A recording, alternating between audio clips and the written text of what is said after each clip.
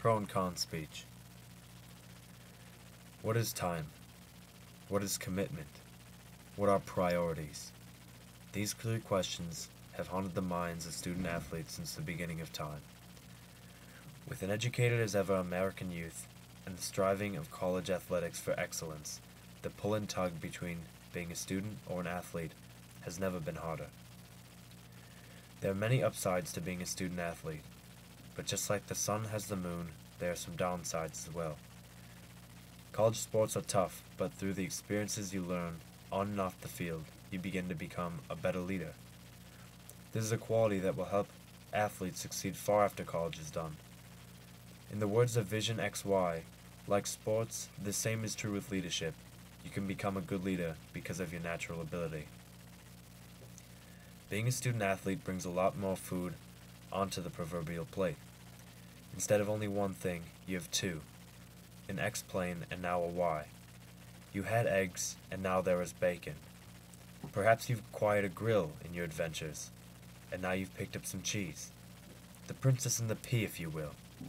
Anyways, I'm rambling, but the point is there has to be some sacrifice, because now you have water in your bottle.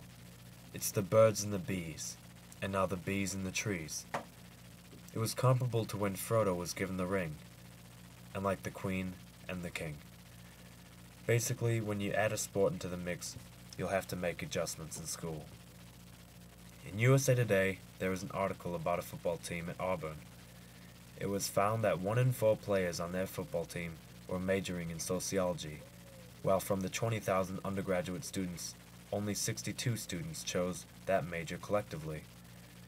Sociology at Auburn looks particularly attractive to student athletes because it has in-sight jobs upon graduation, and because there are many elective opportunities and less core classes. This leaves much more flexibility for other sports. This is just showing how extreme the situation can be, that students in some cases have to base their major off of what will work with their sport time. Though there are scholastic hardships, it is always easier to overcome when you are surrounded by support. A student athlete will benefit from the social interaction and a base of friend groups. Friendships formed on sports teams can be lifelong, and the lessons you learn from such a vast group of people are invaluable. A situation every athlete at a university will have to deal with is having early classes to fit practice into a certain time, and if not that, then most certainly having early lifting sessions.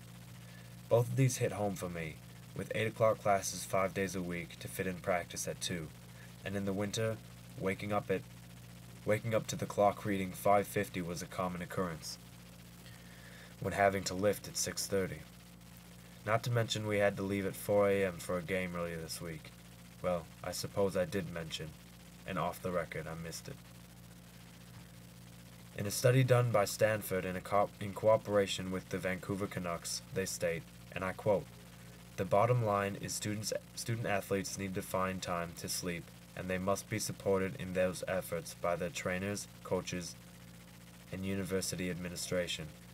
Maybe it's time for coaches to consider slumber parties rather than 6 a.m. practices. Do you think student athletes get enough sleep?" My response would be no, but let's face it, they're not asking me. When you're able to go to school for both the academics and athletics, and in turn call yourself a student athlete, it is an honor. You learn better leadership and teamwork skills, as well as meet great friends.